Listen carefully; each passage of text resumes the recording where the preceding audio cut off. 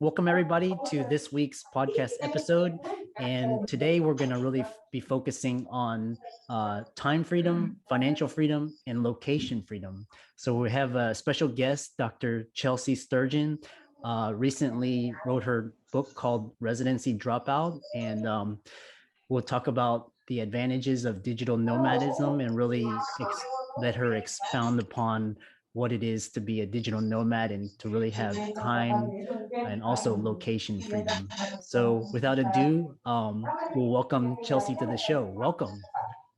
Yeah, thank you so much for having me on here. I'm excited to talk about all of those freedoms because freedom has really become one of the driving values of my life. So I'm excited to share about that and talk about being a digital nomad. Well, good. Just to let the viewers know, Chelsea's in a cafe right now, so I think it'll add more spice and more intrigue to the show because this is really the idea of freedom and location, and so just to let you know, we may experience some background noise, but that's perfectly okay. So absolutely. No, it really is part of the full digital nomad experience of like, okay, my Wi-Fi is not working at this Airbnb. Where do I go? What cafe do I know has solid Wi-Fi? And so that's part of it. It's something to always pay attention to. I look at the reviews when I'm booking Airbnbs about what the Wi-Fi is, but kind of just got to go with the flow. It's part of it. Yeah, exactly. So tell us where you are in the world today, and tell us a little bit about your background, your story, and really just I think this is such an interesting thing.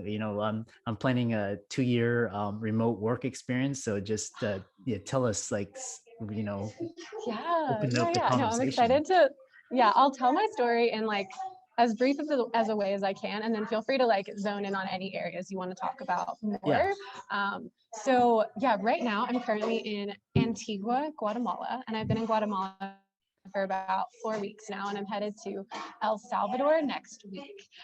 So I'm doing a little bit of just kind of backpacking around and through Central America, partly because it's open, with COVID restrictions and all of that, but that's kind of where the world has brought me today. It's also lovely that it's in a similar time zone to the States where a lot of my clients are. So that's kind of where I am now. Happy to talk more about any of the travel stuff, but a little over 2 years ago, I was in a totally different place. So February of 2019, I was working in the hospital as an OBGYN. And so it's honestly crazy to think about how in just that short period of time, my life looks so different. So I went straight from undergrad to medical school to residency without ever taking any time off. I had my MD by the time I was 25 years old. So I was like so young in the world. Looking back, I can see that I went to medical school and went down that path for all the wrong reasons. And wrong meaning they weren't reasons that were serving me personally. I just kind of followed that traditional path that I think a lot of us get on, that is like the path of like success, achievement. And you think that if you get into this certain career or achieve this certain level of like success, promotions, financial, salary, all of those things, that if you hit these marks, then you'll feel happy, like that is the formula for happiness. And that's just kind of the way the world works. And I think a lot of us when we're younger too, we're given like very limited options. It's like, you can be a doctor, you can be a lawyer, you can be an engineer. We kind of are given this small bucket of options that are successful career, like that are kind of stable, successful career opportunities. And you kind of just pick one that seems the most suited to you. I thought I liked science, so I just picked medicine because that seemed great. And I just went through the whole thing. And there was a lot of moments in it where I didn't feel happy, I didn't feel fulfilled, but I was able to really essentially delude myself by playing that delayed gratification game of like, I'll be happy when. And I think it's pretty common in medical training. I'm sure you're familiar with that game. Yeah. And I think it's common everywhere. And I would do it in small ways, like, I'll be so happy once this test is over, once this board exam is over. But then I would do it in bigger ways, like, okay, everything will be fine once I graduate med school and get into residency. I don't know why I thought that. That was not even a good lie to tell myself. And then you just keep doing it. And at some point, I started to realize that all of those times I told myself it would be better, all of those times when I said I'll be happier when, it just wasn't true. And that just wasn't accurate. And so I finally hit a point where I got everything I thought I wanted. I achieved literally everything I thought I could have wanted. I got into a top 5 residency in the country, and during the interviews, I interviewed at Harvard, Yale, I thought it was literally everything. I got my top choice residency program. I was, in the hospital, being a doctor, all of those things, and it just felt so empty, and it didn't feel like how I thought it would feel. And so I think there's a huge difference between how your life looks on paper and looks objectively to everyone and how it feels on the inside. And I think we're taught more to pay attention to how it looks on the outside than even ask yourself or think about how it really feels. And so for me, it just felt off. It felt and I couldn't quite understand it because I was bringing life into the world. I'm working in the labor and delivery unit, and I'm experiencing some of the happiest moments of people's lives. And that should be right. That should be really meaningful and fulfilling. And it just wasn't. It really wasn't. And I think part of that was burnout for sure, but also part of it was that I was in the wrong path. I was on the wrong path. I wasn't listening to myself. I wasn't doing what was right for me.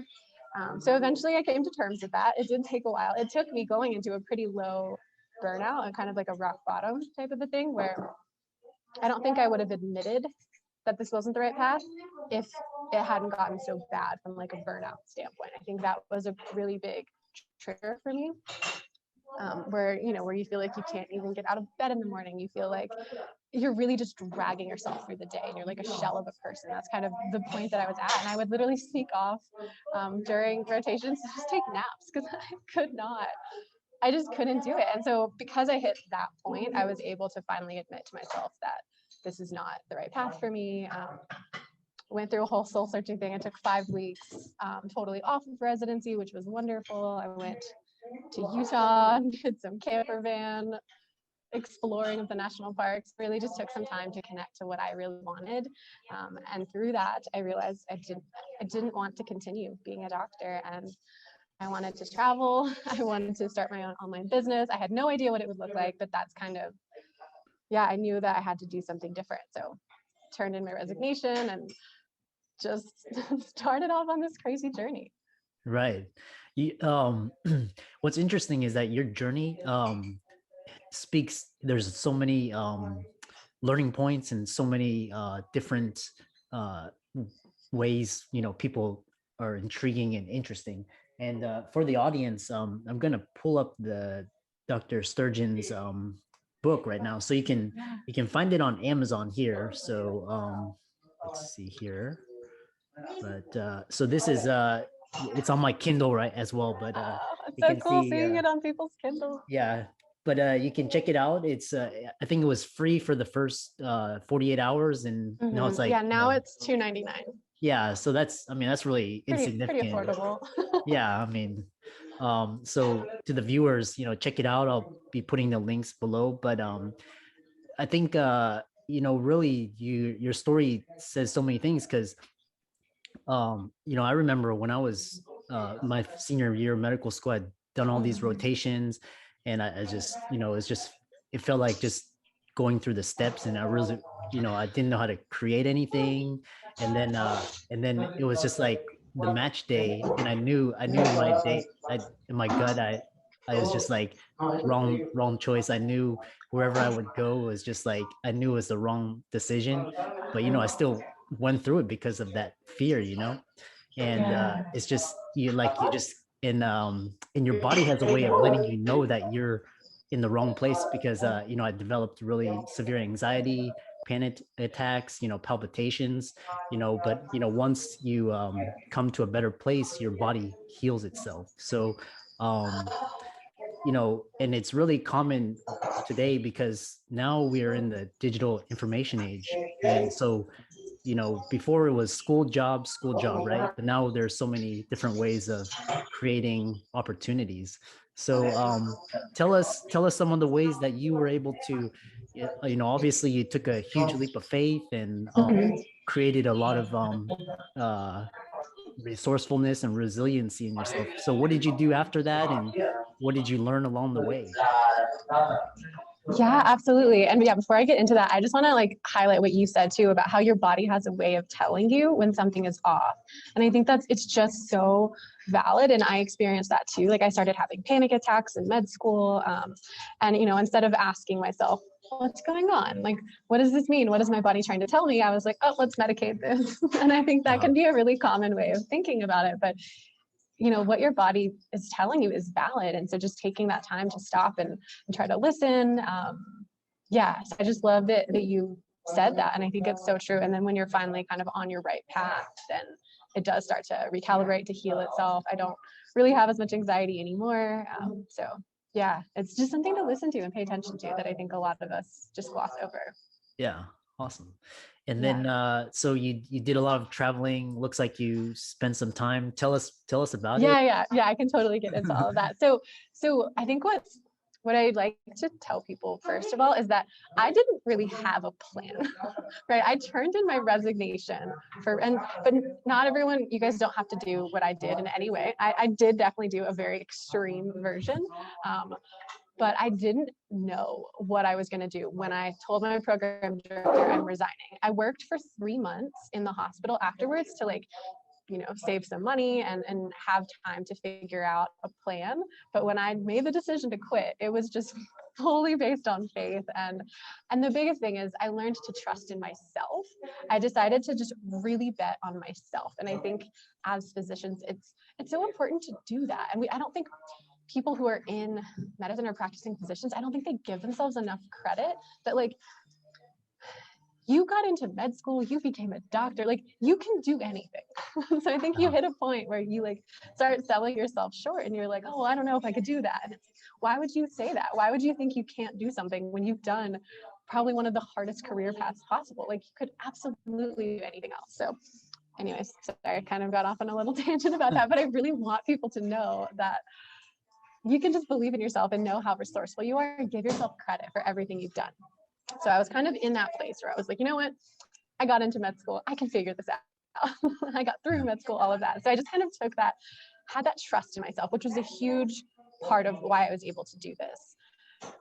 I decided I needed a way to make money, pretty soon. And I did want a steady source of income initially, at least. So, but I also wanted to travel. So I kind of had these two competing things of really want to travel, really need to make money. And so what I ended up doing to combine those is I just got a job teaching English in South Korea. And that sounds kind of random and strange, and it was random and strange, but it just kind of seemed to fit all the boxes, right?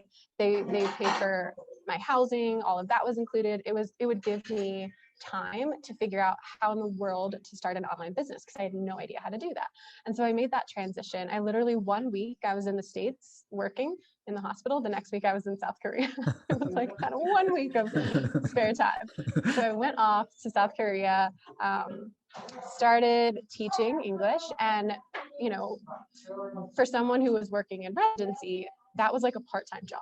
Basically, I was working less than 40 hours a week. And to me, I was used to working 60 to 80 hours a week. And so I used all that spare time to figure out what I was doing. I started a side hustle. I started listening to every single podcast I possibly could, taking online courses about how to set up an email list, how to set up a funnel, how to, grow your Insta. I just was in a sponge mode, learning everything I possibly could. I signed up for a coach training program. I learned how to position myself online, all of those things. So I just spent that whole year in South Korea. So that was most of 2019.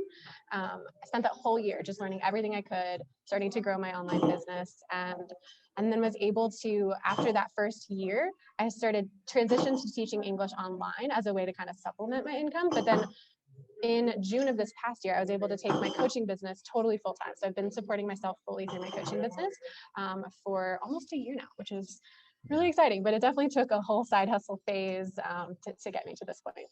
Yeah, that's awesome. And then, so I like the idea that where you were just, you incorporated different values and different things that you were interested in, and you created a lifestyle, you designed your own lifestyle. And then, so that, because we have to, we still have to pay our bills and live and eat and stuff. So, but I liked how you use that, and then you use that extra time to invest in yourself. So, can you recommend to the audience any resources, online courses or coaches or books? And I know you started your own coaching practice as well. So, anything that would help the audience. Yeah, and I think it depends on what you're looking for. Is it because I think there's kind of two pieces, right? Of like doing the digital nomad lifestyle and of kind of doing that lifestyle design and creating that. There's the mindset piece, which is a huge part, right? But it's like just kind of believing that believing it's possible for you, letting go of all of the limitation. Like there's all that stuff, which is all really important. But then there's also like you do need some strategy and you need to know how, but none of the strategy matters if you don't really believe that it's possible. I think like Tim Ferriss has a book, I'm sure you've read that, The 4-Hour Work Week, which is like for most of the digital nomads, that's like their Bible. They're obsessed with it. And I think that's a really great introduction into just all of these concepts of how like you don't have to just work for work's sake and work to just keep busy, and the way you can like actually be really strategic and like do that lifestyle design. So I think that's a great intro. Another podcast to me that was really tangible and practical and strategic and helpful was Amy Porterfield's Online Marketing Made Easy. She has so many different, like I learned email marketing from her, SEO strategy, all of that kind of online stuff. That was really helpful resource as well. Yeah, that's awesome. And so now you're in Guatemala and you're coaching clients. Do you recommend do you recommend any coaching certifications? Because I know the physician coaching niche is actually growing exponentially, and some physicians get extra, and some people have a knack for it.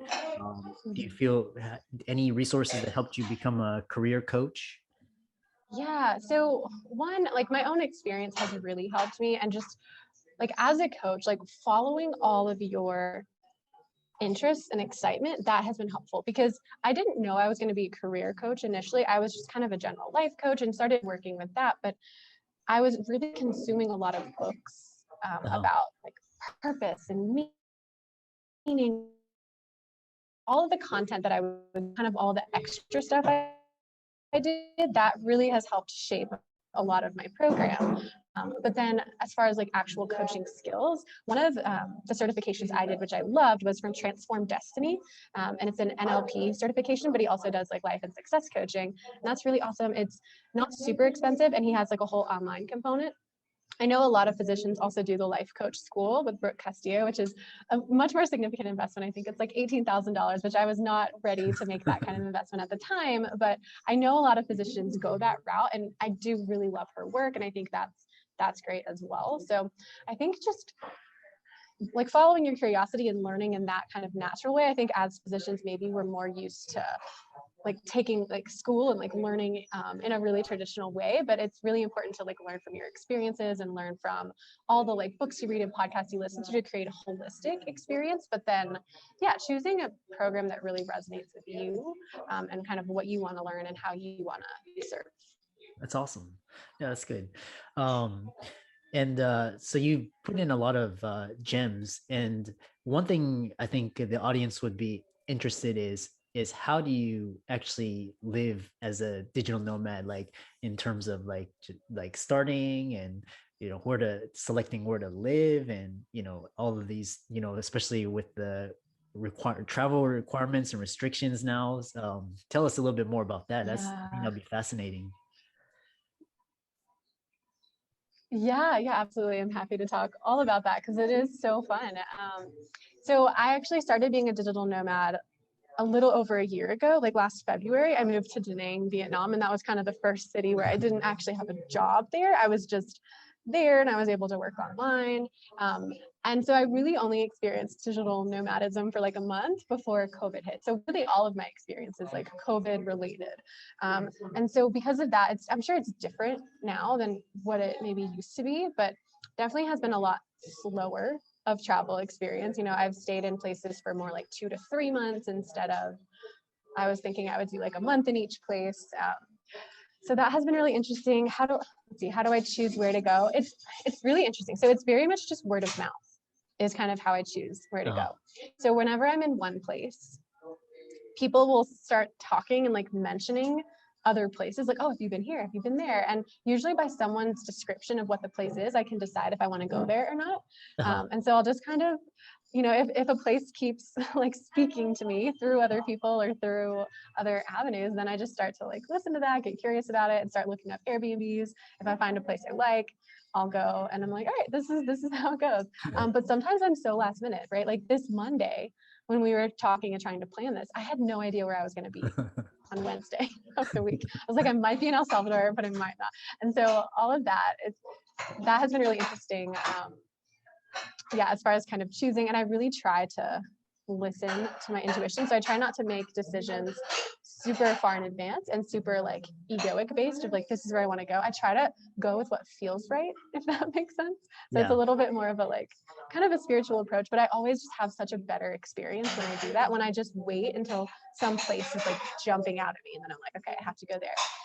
But and as far as with COVID, I think there's a lot of, I use Facebook groups. That's a big way that I get my information. So you use Facebook groups to figure out like, what kind of test do you need to get into a certain country, right? So in Central America, you have to get either like a PCR or an antigen test before going anywhere.